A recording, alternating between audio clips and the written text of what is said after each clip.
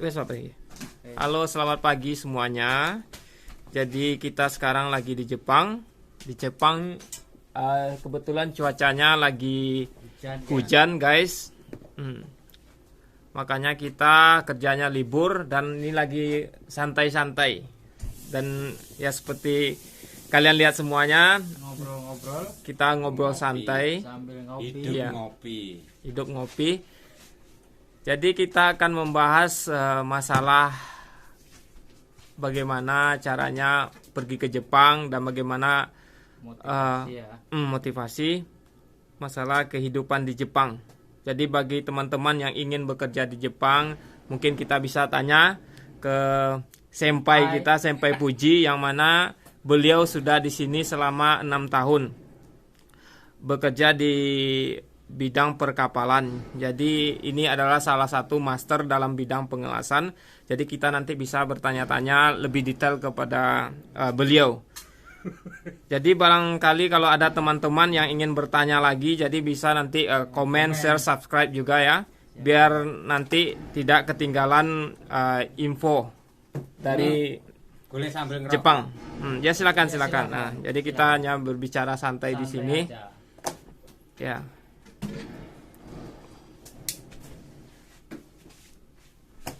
Gimana, Mas? Pak Pri, silakan pertanyaan pertama, mungkin ya ada yang ingin ditanyakan kepada Tanya aja. Master Las Semuanya, kita. tanya. Perkenalkan dulu Mas, namanya Mas. Oh ya. Jiko Shokayo yoroshiku onegai shimasu. Nama saya Pujianto. Ya. Saya asalnya dari Indonesia, Jawa Timur, tepatnya di Madiun. Ya. Dan ini sudah Berapa tahun? berapa tahun Mas di sini, Mas, kerja di sini? Alhamdulillah saya datang pertama kali di Jepang itu 2017. 2017 berarti sekarang 2022. Sampai sekarang belum pernah 5 tahun. pulang. Insya Allah tahun depan saya ingin pulang. Mau rabi Mas. Ya kangen keluarga lah intinya. Tapi nggak rabi Mas. Rabi itu nomor 2 lah. Oh, lama. Oh, Yang penting ketemu orang tua dulu. Siap. oke.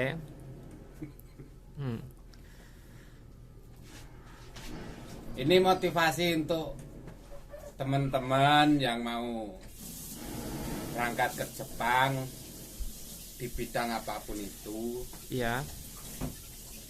Yang paling utama itu yang penting niat harus 100%. Niat ingin kerja di Jepang. Iya. Jangan cuma kepengen seperti yang dilihat di sosial media yang Mewah-mewah. mewah-mewah, Healing. Oh. healing tai kucing. Oh, realitanya bukan seperti itu ya, Mas ya? Realitanya gimana Mas? Ya ada yang realitanya begitu tapi kemungkinan hanya 40%. Oh. 60%-nya ya siapkan Mental. ini. Boyok ya. Boyo. Oh, Boyoknya harus oke. kuat. Dan mental itu harus terpenting. Kalau saya lihat di misalnya kayak di YouTube atau di Instagram, Mas, itu bekerja di Jepang itu enak sekali, bisa belanja, hiburan, pergi jalan-jalan. Ternyata setelah saya mendengar cerita dari Mas itu, ternyata kerja di Jepang atau kehidupan di Jepang itu tidak semulus pahanya Maria Zawa ya, Mas ya. Sensor dulu ya. Ya pokoknya Ya dinikmati, enjoy. yang diunggah, yang diupload di sosial media itu pasti yang ditunjukkan yang mewah-mewah, Oh. yang enak-enak. Hmm. Tapi kenyataannya ya nanti ya syukur-syukur kalau teman-teman semuanya nanti Dapet dapat job yang enak. pabriknya bagus, Iya. tempatnya di perkotaan, ya itu alhamdulillah itu rezeki. Tapi harus bisa mengatur ini ya Mas ya. Ngatur keuangan. Keuangan ya Mas ya. Ya. Kalau di kota gitu ya Mas ya. Kalau menurut Mas sendiri, bekerja di Jepang itu kan banyak macam pekerjaannya, dan sekarang ada itu sekitar 14 bidang pekerjaan. Ya. Bisa nggak Mas merekomendasikan salah satu bidang apa yang Paling- paling bagus, yang paling basah begitu ya, yang paling Kayaknya basah, yang empuk. paling banyak menghasilkan uang gitu Mas? Kayak empuk gitu Mas ya. Kalau Menurut- laki-laki yang jelas di Oh Mas. pabrik Di pabrik, ya. di pabrik itu basah Mas ya, banyak duitnya gitu. Iya, kalau kadang kan ada yang di pabrik Komatsu, Toyota, Daihatsu. Oh. Daihatsu, itu kan pasti pekerjaannya, maksudnya perusahaannya itu perusahaan Besar. besar.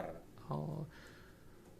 Ya, kemungkinan banyak Pekerjaan, pekerjaan, banyak Tidak- lembur gitu Mas. Ya? tidak terpengaruh oleh cuaca. Oh, oke.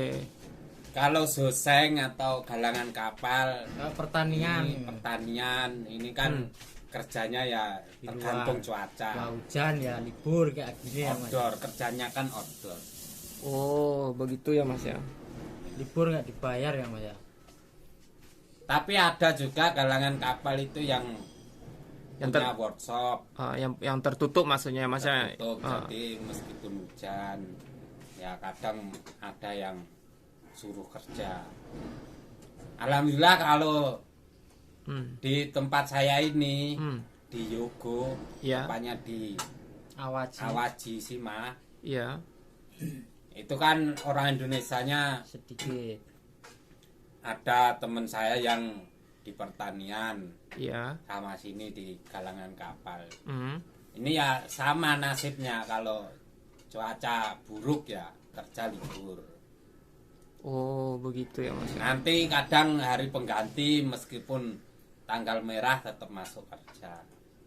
Oh, oke. Jadi sebelum pergi ke Jepang itu harus memastikan dulu ingin kerja di bagian apa. Dan kalau bisa itu di kota ya Mas ya. Ya, Biar hiburannya banyak gitu. betul. Hiburan banyak, pengeluaran juga banyak. Oh. Silahkan memilih guys. Hmm. Pasti ada negatif positifnya lah. Plus minus. Ini tunjukkan ini mandor, ini ridanya perusahaan Takasang. Orang padi guys. Padi ya Mas ya. Jadi kalau di suatu perusahaan itu kalau ada orang asingnya, jadi dari perusahaan itu ditunjuk suatu pimpinan atau leader namanya, yaitu untuk penyambung lidahnya bos.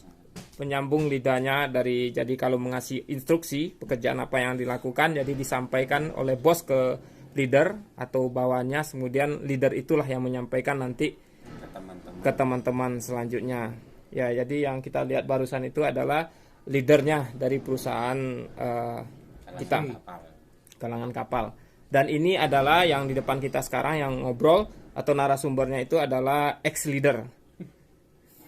Jadi dia sudah menjabat sekitar 1 tahun. Dicopot jabatan. Dicopot jabatannya tidak terhormat.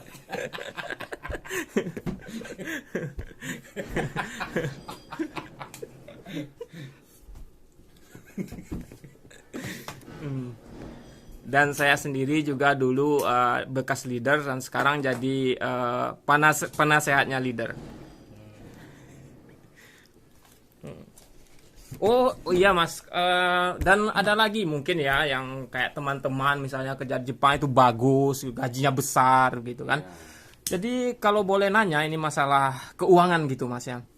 Kira-kira misalnya pemasukannya berapa, terus pengeluarannya berapa gitu. Kalau Masnya nggak keberatan, itu apakah bisa dikasih kisi-kisinya atau dirincikan sedikit? Ya, pemikiran orang itu kan beda-beda. Iya. Kadang ada yang tujuannya ke Jepang itu untuk kesenangan diri sendiri. Ada yang untuk membantu perekonomian keluarga. Hmm. Kalau saya sendiri jujur ya, Hmm. itu di Jepang itu tujuannya untuk membantu perekonomian keluarga. Ya. Jadi ya dapat gaji berapapun ya sebisa mungkin saya kirim untuk keluarga. Tapi kalau teman-teman semua yang penting sisihkan untuk masa Masa depan depan. sendiri, diri sendiri. Itu terpenting guys. Ya, Itu Tadi penting. Kalau kira-kira itu 1 bulannya itu bisa menabung berapa, Mas? Bisa menyimpan berapa gitu? Kalau saya ya tergantung gajinya. Kadang kalau gajinya cukup untuk kirim ke keluarga dan masih sisa untuk ditabung ya kadang 3 mang 5 mang itu kalau uang Indonesia ya anggap aja 5 juta 3 juta sampai 5 juta itu buat Itu masa buat- depan. tabungan sendiri.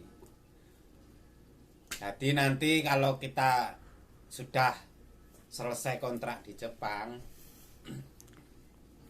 kalau mau pulang itu setidaknya kita masih punya Pegangan lah. pegangan uang Hmm. untuk menyambung kehidupan selanjutnya. Oh, Tuh. oke.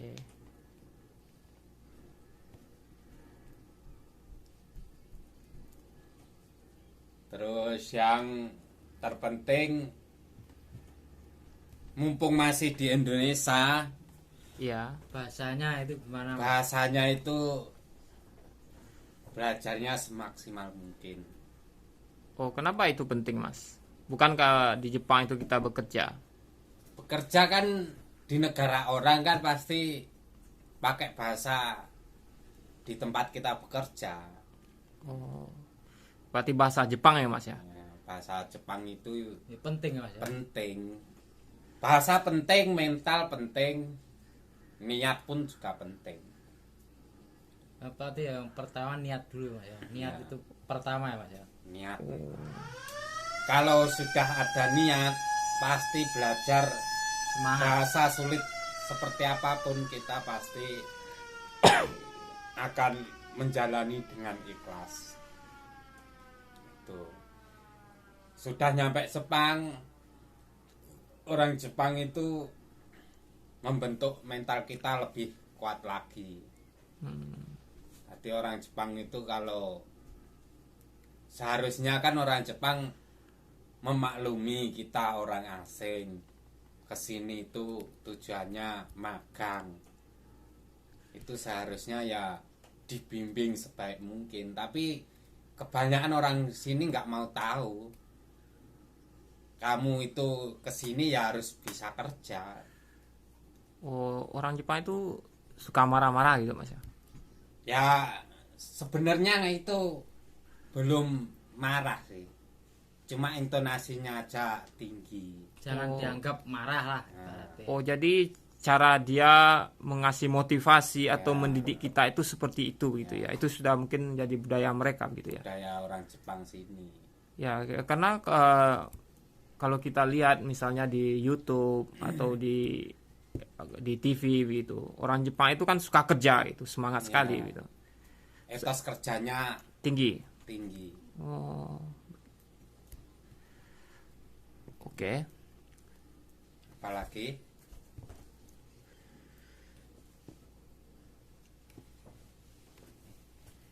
tanya aja, tanya. Yuk, tanya yuk. Sorot sih Mas Bayu. Ya, dan ini Baru ya seperti yang kita ketahui tadi, Mas ini sudah 5 tahun jalan ke 6 tahun, dan ini juga ada pendapat dari Kohei baru atau Ya, konnichiwa minasan. ya, di Kohei baru ini kayaknya agak malas-malasan, dia sukanya main game terus gitu ya. HP Karena mirip.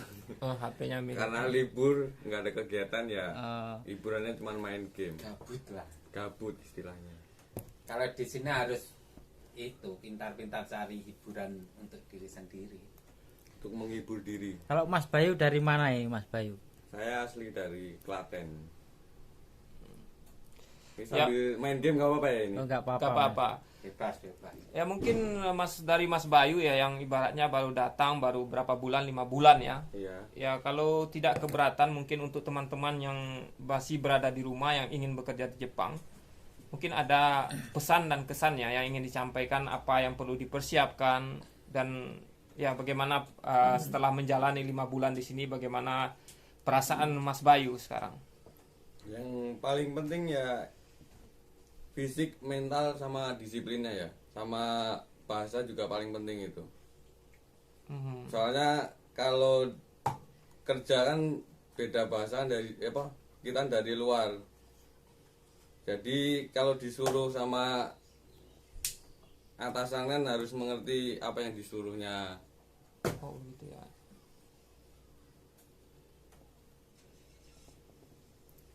Oke.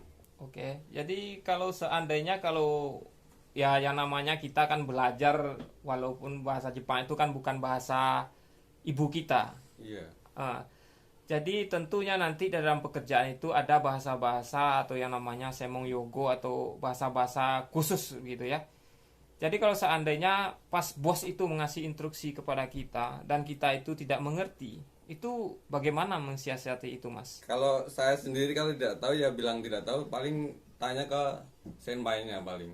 Oh, Apa yang disuruh sama bosnya. oh, oke. Jadi senpai-senpainya itu sudah pintar-pintar semua ya, Mas ya? Alhamdulillah senpai saya semua udah Josu. josu semua. Oh. Jadi Mas Bayu ini sebelum pergi ke Jepang itu bagaimana cara belajar bahasa Jepangnya dan dibutuhkan waktu berapa lama gitu? Dulu saya tuh belajar bahasa Jepang tuh di LPK dasar tuh berapa bulan? Hampir 3 bulan sampai 5 bulanan lah. Habis itu ngikut ke suatu SO yang di Bandung itu ngikut tes 3 kali gagal, habis itu dapat di SO Bandung, belajar lagi Fukusu 3 bulan sampai 4 bulan, habis itu berangkat ke Jepang. Oh begitu. Jadi tes itu sampai 3 kali ya, Mas? Iya. Ya, jadi ini juga penting ya informasi buat teman-teman sekalian ya yang masih berada di Indonesia, bahwa untuk ke Jepang itu tidaklah gampang, harus sabar dan harus semangat terus. Walaupun gagal 1, 2, 3 kali itu biasa. Dan itu bukan hanya teman-teman saja, tapi banyak yang lainnya yang mengalami hal seperti itu. Tapi yang paling penting itu tidak menyerah, tetap semangat. Jadi seperti itu ya teman-temannya. Jadi tetap terus berusaha, belajar dan belajar terus. Itu karena saingan teman-teman itu banyak sekali. Yang ingin bekerja di Jepang itu banyak sekali. Jadi yang dipilih memang yang terbaik. Jadi kalau bukan berarti misalnya teman-teman gagal pada saat itu, bukan berarti teman-teman bukan yang terbaik, tapi masih kurang beruntung saja. Jadi mungkin untuk kesempatan yang lainnya, mungkin teman-teman yang terpilih. Jadi di sini harus tetap semangat dan jangan putus asa. Bukankah begitu, Mas Bayu? Iya, benar. Ini saya mau nambahin ya. Ya. Jadi ini ada sedikit tambahan dari senpai yang udah 5 tahun tadi ya. Cerita saya itu dulu proses belajar di LPK itu kurang lebih 1 tahun 6 bulan. 1 tahun 6 bulan. Ya, 1 tahun setengah lah. Iya. Itu saya kalau ada tes, ada rekrutmen dari perusahaan itu, apapun perusahaan itu saya pasti ikut. Tapi saya nggak pernah lolos, gagal terus.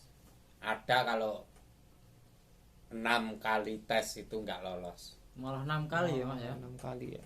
Tapi saya tetap bersabar, berikhtiar. Ya alhamdulillahnya dapat job sampai sekarang ini. Ya intinya kalau ikut tes gagal 1 kali 2 kali, jangan patah semangat. Nah itu juga buat motivasi nih ya mas ya, yang kerja di sini baru 2 bulan apa sebulan udah gagal menyerah terus kabur apa Ya itu solusi nggak tepat itu. apa ada yang ini kemarin yang gantung diri itu mas ya. Ya. Hmm. Seberat apapun masalahnya di sini, kalau bisa jangan terlalu dibikin beban. Semua itu pasti ada jalan keluarnya. Kalau saya sendiri kalau punya masalah, kalau saya banyak beban, saya sharing sama temen, nggak saya pendam sendiri. Sharing ngombe bareng mas. Iya, Ya, itu itu buat anu ya mas nggak ya. apa-apa untuk Maksudnya Relax. ini loh mas, ngombe Bersamaan. kopi mas. Ngopi. Hmm. Kalau yang seneng ngopi ngobrol gini kan bisa buat ini ya refreshing gitu mas ya. Ya itu tadi masalah pekerjaan mas. Sekarang ya masalah asmara bagaimana mas? Kalau di Jepang kan Cewek-ceweknya ya cewek-ceweknya bagaimana gitu. tante-tantenya gitu kan. Ya. ya intinya kalau pengen cari cewek Jepang ya itu harus giat bekerja, giat belajar bahasa. Supaya bisa merayu mas ya. Ya. Sip. Oke. Kalau saya sendiri ya pokoknya kerjanya aja ya, ditingkatkan terus. Belajar ya mas ya, belajar dan belajar. Ya. Hidup itu untuk terus belajar. Jangan mudah puas hati. Kata-kata mutiara ini mas ya. Ya. Udah gitu aja. Ini motivasi sekarang dari Ichiban Senpai. senpai kita. Ya sedikit buat jangan Kalau bekerja di bidang pengelasan itu bagaimana mas? Pekerjaannya berat apa tidak mas? Ya kalau di Indonesia belum pernah kerja di galangan kapal, awal-awal kesini pasti ngerasa berat. Mata sakit, rembes, biasa. itu sudah biasa. Nanti lama-lama sudah tahu celahnya, cara ngelas,